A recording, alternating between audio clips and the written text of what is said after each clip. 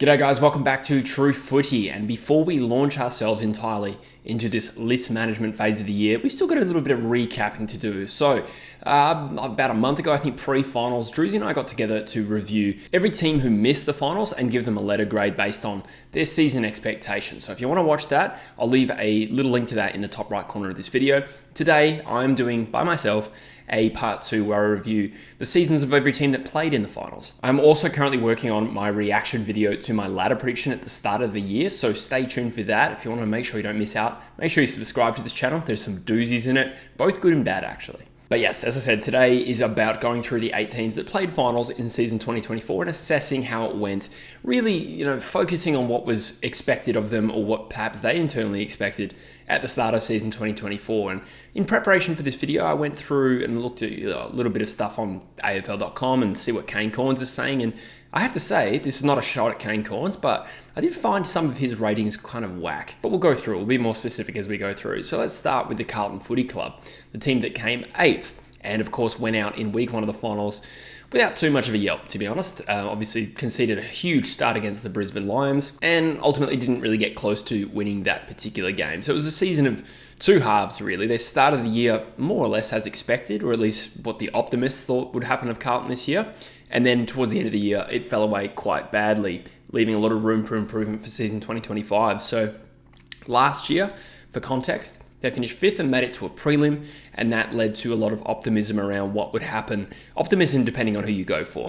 Optimism with respect to how good they were going to be in 2025. And I would have said perhaps, this is subjective, but perhaps this season expectation would have been to make the top 4. Something they technically failed to do last year, but made it to the final 4 after finals. And my personal take on their list and the list position they're in, I think that's a very fair expectation for them. Their top end talent, particularly through the spine, is outstanding, and it is the makings of a team that should be really good. So it started off really well with an opening round win at the Gabba, but you could say that game in itself was a little bit symptomatic of the season in general, where they came back and won in heroic fashion, the scene where they lost the prelim.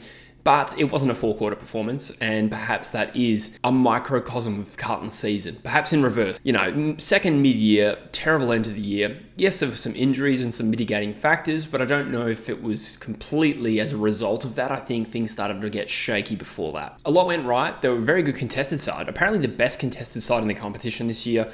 Top 3 for clearance. Perhaps it's just a brand they couldn't sustain for the entire season.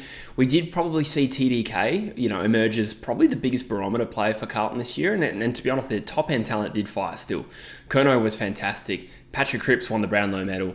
Harry Mackay also improved on a previous season where he probably wasn't great in front of goal. Jacob Wittering was great, but other than that, probably didn't have that support. So how do we rate Carlton? I think you have to go back to season expectations. They wanted to make the 4.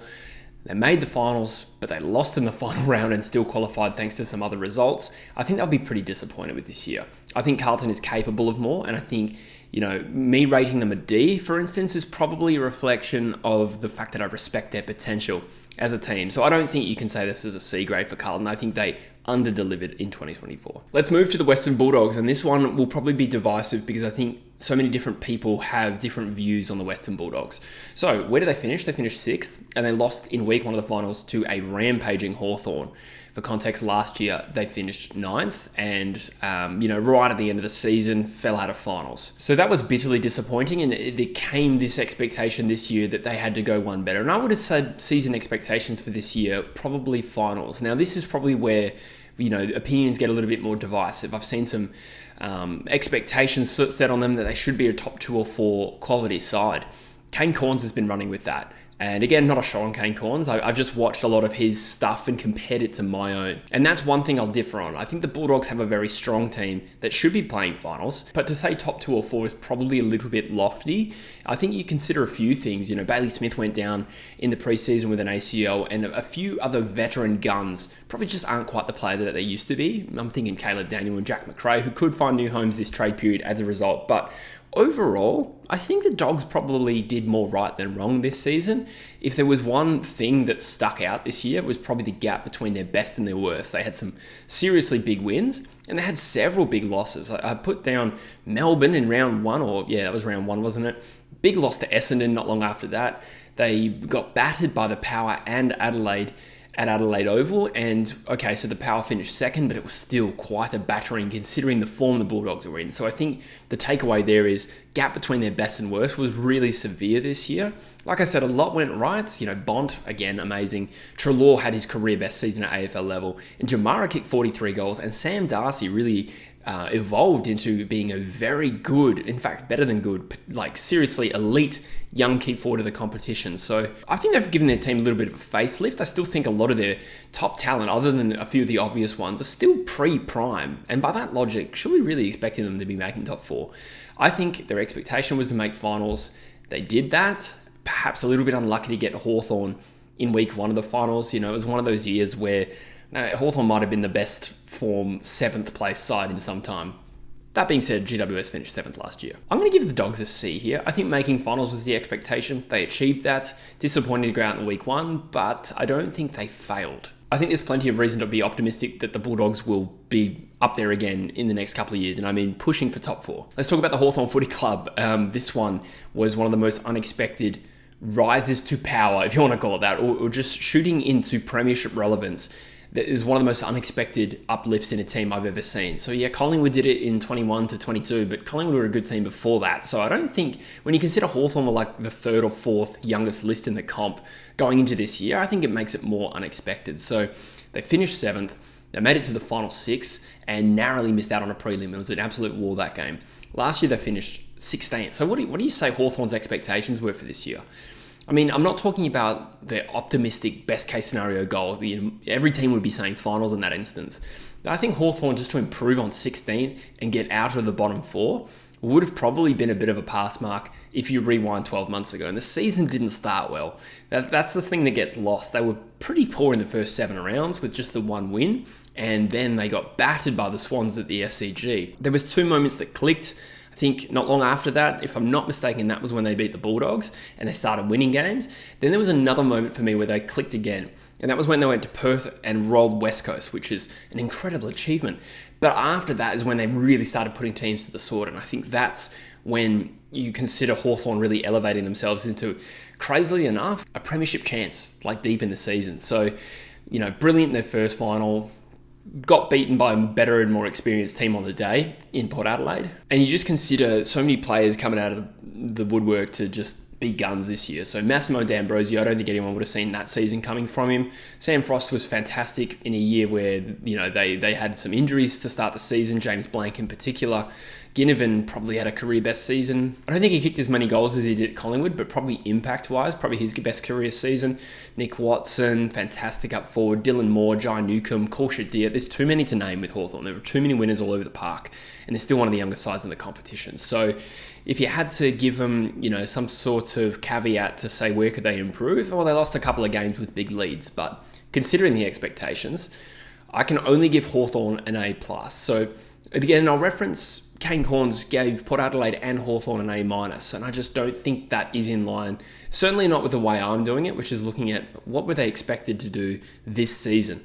Hawthorn smashed it out of the park. Couldn't have done much better. A+ if there ever was one. Let's talk about the Giants. So this one, these are a hard one to rate. So the context for them is last year they finished 7th and made it all the way to a prelim and were literally as close as you can get to making the grand final with a 1-point loss to Collingwood.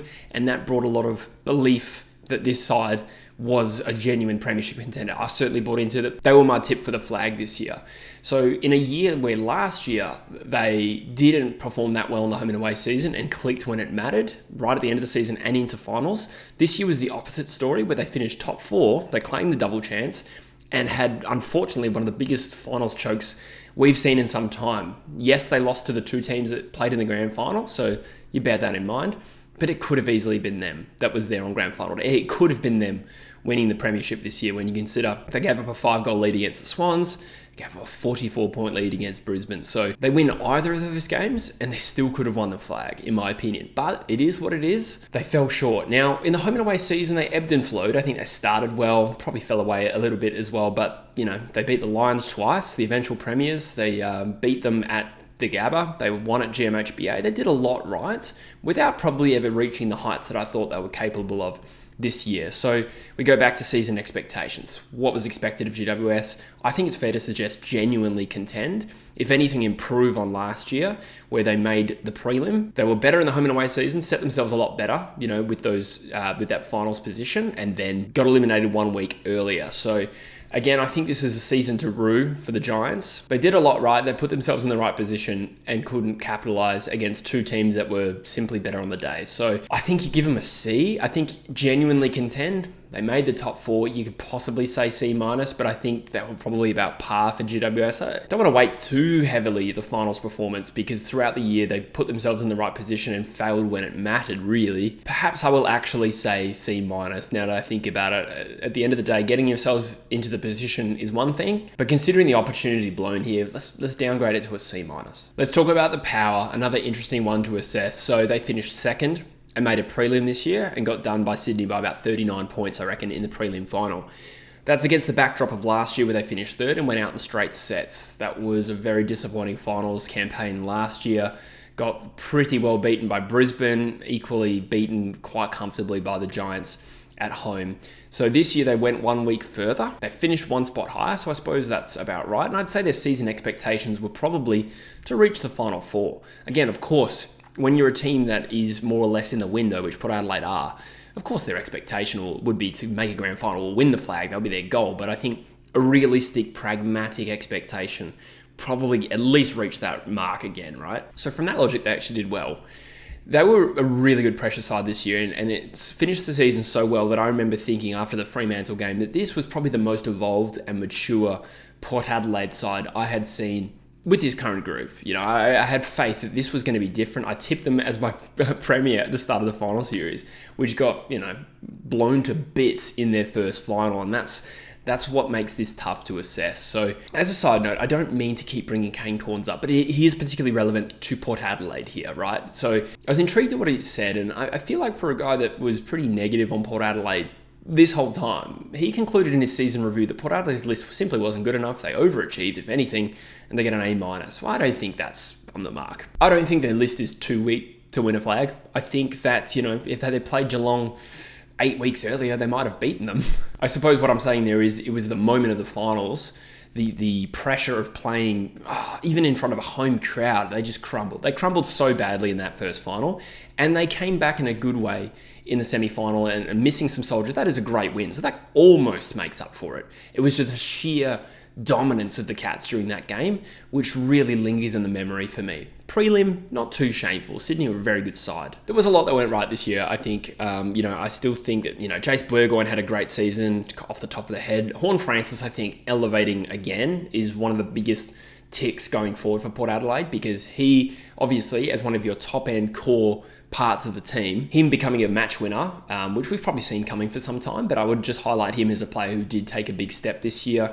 The forward line efficiency continued to plague them. That was, outside of the finals performance, probably the biggest concern for them, undergoing a little bit of a forward line transition, which I said at the start of the year, and that's probably been exacerbated with Todd Marshall, and we'll see what happens there. Fingers crossed he's okay. But forward line efficiency, the basically the ratio of inside 50s to scores and, goal kicking accuracy let Port Adelaide down this year. But at the end of the day, it didn't affect where they finished up because they got battered in the week 1 of the finals despite getting a double chance at home. I can't help but think though, if they'd beaten Geelong in week 1 of the finals and hosted Brisbane at Adelaide Oval, I still think I would have tipped Brisbane. I think Brisbane beat them there by like 80 points towards the end of the season there. Look, how do we rate Port Adelaide? It's a hard one. I think if your expectation is to make the top 4, to reach the Final 4, which they did, that's pretty strong. I'll bump it down a grade to B. I'll give it a B for Port Adelaide. And that is because of the qualifying final performance, which I think even their fans can admit was a horrible blemish on this season. Had they lost in a gallant defeat, this rating might have been different. Maybe I would have gone B+, had they lost by 3 goals, but they didn't. They lost by 83, and that leaves an awkward taste in the mouth or a bitter taste in the mouth on the season. But overall, they did what they more or less were expected to do and reach the Final 4, so I'll give them a B. Let's talk about the Cats, a very tricky one to assess as well. Actually, no, very simple to assess because they smashed expectations. I suppose what's tricky is, were our expectations just wildly off the Cats? Probably, as they so often are. But they finished third this year and made a prelim. They hosted the prelim. They lost it. To what extent do we judge them for blowing that position? Well, I think when you look back at it, the Brisbane Lions were probably just too good. And I don't think I hold that too harshly against the Geelong Football Club. And I think in most respects, they smashed it out of the park. What did they finish? 12th last year? A bit of an injury crisis. I think I highlighted this year again that their lack of depth, maybe if it got tested again, would work against them. So what was expected of Geelong? Probably the hardest one to answer here, because internally I'm sure their fans thought, we'll play finals, we'll contend. And everyone externally was probably thinking, this is probably the end of Geelong. So what's the midpoint? To play finals again? Either way, I think whatever way you slice it, Geelong fans are, I think, from what I can gather, pretty proud of this season to get in a position to just about make the grand final. Fell short in an absolute arm wrestle. And to be honest, I think, looking back, that prelim really was the grand final. I would have been very confident in betting whoever won that prelim would have beaten Sydney on the day in September. And I did tip Brisbane, so that works out. So I think we can assume they smashed season expectations, even if that's really hard to define for this footy club. I think their ability to reinvent the team on the fly is second to none. I've never seen anything like it in the competition. You just look at the forward line, right? I probably highlighted start of the season, Hawkins, that would be a vulnerability. Nope. Look at their forward line. Jeremy Cameron, obviously at the end of his career, still playing really well. Tyson Stengel, Ollie Dempsey, Ollie Henry, Brian Myers, and to a lesser extent, Sean Manor. All these relatively cheap, trade-in players or drafted players that they've plucked from nowhere, developed a system around. They're absolutely killing it. There's just no one quite like Geelong. Absolute peak of the season was the qualifying final where, going into finals, I'll be honest, I didn't really think Geelong were quite made of what it takes to win the premiership this year. And technically that was true because they didn't. However, I didn't see that qualifying final coming, and that level of performance was something I don't think we saw from Geelong the entire home and away season. Even though they started 7-0, they just went into top gear and were brilliant. However, undone in a home prelim, an absolute battle for the ages. Great prelim, and the better team won on the night. The Brisbane Lions were animals this year, literally. Danger wound back the clock was probably something that I didn't really think was going to happen this year at 34 years of age, but a huge barometer play for them. As I said, their forward line clicked. No real concern with Hawkins. Shannon Neal's come in and played a role for him. He's not quite on the Hawkins level, but, they've plugged that gap quite nicely. Max Holmes, it'd be remiss to not mention him as one of their breakout players of this season as well. So what do we give Geelong? Do we think an A? Perhaps A+. I don't know if it's, again, this is really hard to measure against expectations, but I'd probably go A, whilst acknowledging it was probably our read on Geelong that was wrong, and also acknowledging and praising them for an amazing season. Let's go A for the Geelong Footy Club. Let's go for the Sydney Swans now. Runners up after finishing first on the home and away ladder. Last year, they finished 8th and were eliminated in the first week of the final. So what were the realistic expectations for Sydney? 2022, make a grand final, get belted. 2023, I really do think that injuries and a lack of fitness played a big role on the Sydney Footy Club. So for me, I always saw them as a top 4 team this year. So let's just say making it to the top 4 was probably a reasonable expectation for a Sydney team that we knew was good. This didn't come out of nowhere. They were good in 22. They started this year like a house on fire. Big win in opening round over the D's. Big win against the Pies at the MCG, the reigning premiers. And that was not a flash in the pan. They continued that and were distantly the best team by every statistical metric you could find. Sydney were just dominant. And then it started to unravel a little bit. So there were some close losses back-to-back. St Kilda and Fremantle. A close loss to the Lions at the Gabba, but then that started to roll into some floggings. They got absolutely belted by the Bulldogs at the SCG. And then that horrendous game at Adelaide Oval where they lost by 112 points. So post that, they built back slowly. They never really became the team that we saw the best of in the first half of the year. However, a lot went right. Like the midfield trio, of Heaney, Warner and Goulden, the addition of Grundy into that mix. James Rowbottom probably had a career best season off the top of my head. In terms of what the best version of Sydney can do, there's not really any notes I have for them other than maybe getting a little bit more out of their key forwards. Amati and McDonald in this post-Franklin era, whether it's because they're young, maybe because they're not up to it. I'm probably going to lean towards the too young phase right now. Particularly Logan is quite young for a key forward. I think this really comes down to their grand final performance because they had 2 really good finals.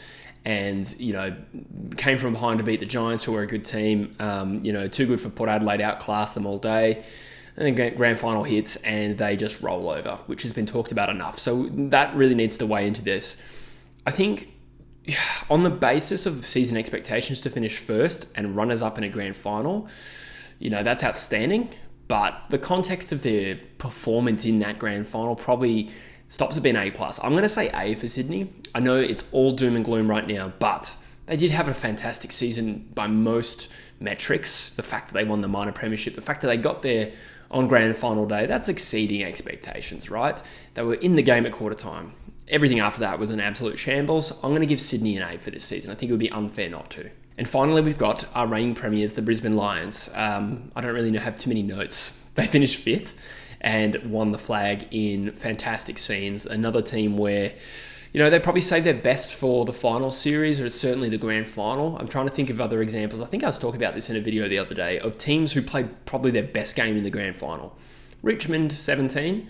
Potentially Richmond in 19 as well. Maybe Geelong in 22. That one's a little bit less clear. Melbourne in 21. I think Brisbane, you add into this equation, they were just simply untouchable in the second and third terms, and had to do it the hard way this year. And it was a year with plenty of adversity. Started 0-4. That became 2-5.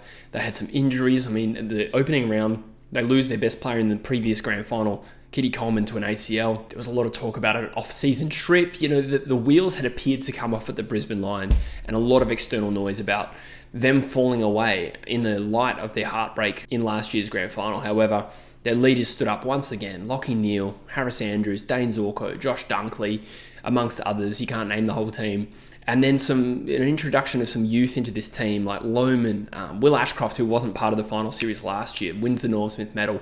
Logan Morris stepped up and played a role this year. One thing I'll note, though, is that they had, despite the injury crisis, they actually still had 11 players play every game this year, which I think is up there with any other team.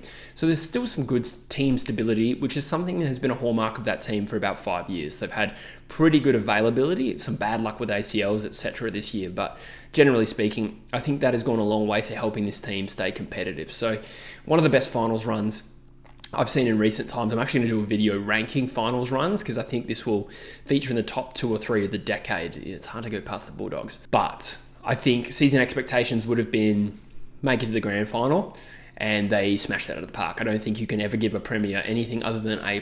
So congratulations, Brisbane, on an outstanding season. So let me know in the comments what you think of that, guys. It's just occurred to me while I was talking that the video that I linked was not with Druzy. That was the mid-season report card video. You'll click on it and you'll get it. But thank you for watching, guys. Thanks for being subscribed. I'll see you in the next one. Cheers.